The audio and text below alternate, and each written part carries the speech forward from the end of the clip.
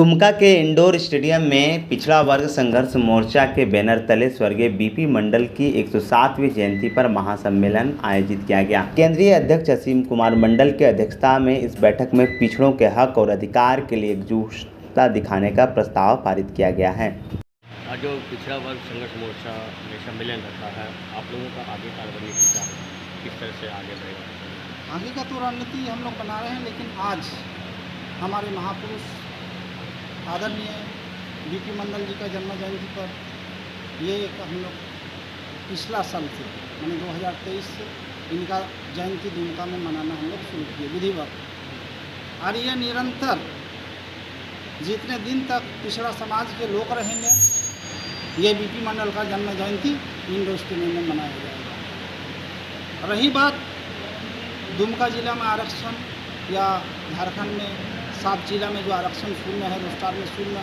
कर दिया गया है सरकार के द्वारा,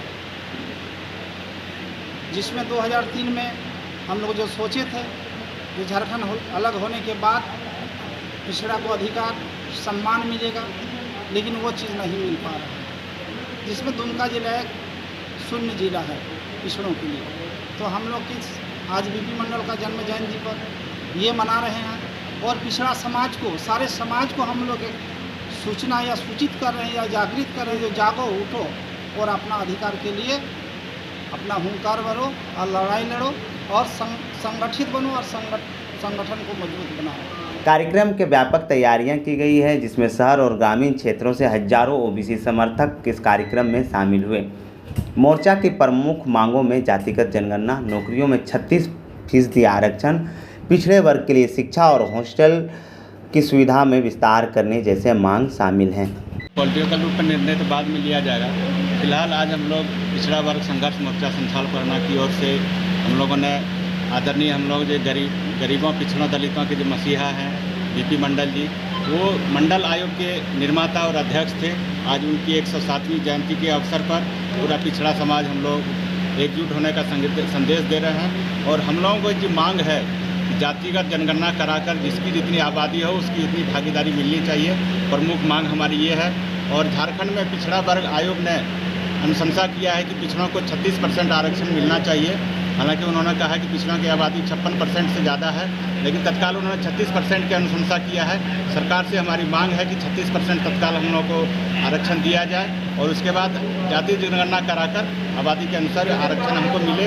और दूसरा है कि कॉलेजियम सिस्टम का मुद्दा बहुत जोर पकड़ रहा है। बहुत दिनों से हम लोगों की मांग है कि कॉलेजियम सिस्टम को समाप्त करके न्यायिक आयोग कमीशन के द्वारा जो बहाली होनी चाहिए हाई कोर्ट और सुप्रीम कोर्ट की जजों की, वो हम लोगों की प्रमुख मांग है।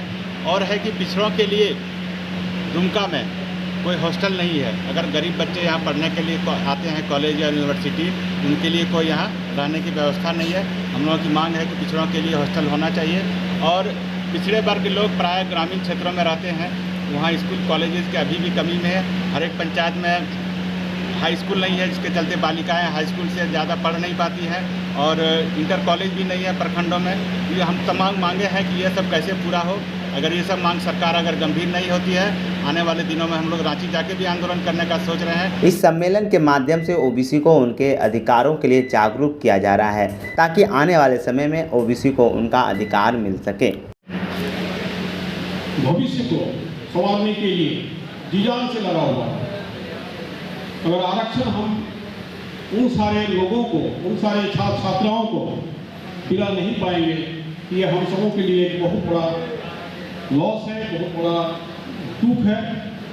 इसलिए हम सबों का ये कर्तव्य होता है, और क्योंकि हम लोग अभिभावक के रूप में हैं, सभी साथियों का आग्रह यही मैं करना चाहूँगा, ये जो आंदोलन शुरू हुआ है, इस आंदोलन को आगे बढ़ाया जाए और एनीहाउ जो नियमानुसार जनसंख्या आधारित जो आरक्षण मिलना चाहिए, वो आरक्षण निश्चित रूप से लागू किया जाए।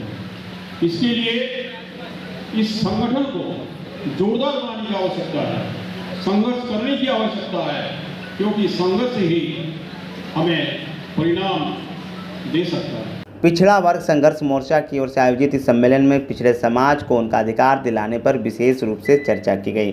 साथ ही साथ इस कार्यक्रम में गांव-गांव से हजारों की संख्या में ओबीसी समर्थक शामिल हुए और झारखंड सरकार से मांग की है कि ओबीसी को उनका हक जल्द दिया जाए। दुमका इंजीनियरिंग कॉलेज संथाल परना में इंजीनियरिंग का नंबर 1 संस्थान, जहां आप बहुत कम शुल्क में computer science and engineering, electronics and communication, mechanical, civil, electrical engineering में बीटेक एवं bachelor in computer application BCA का कोर्स कर सकते हैं।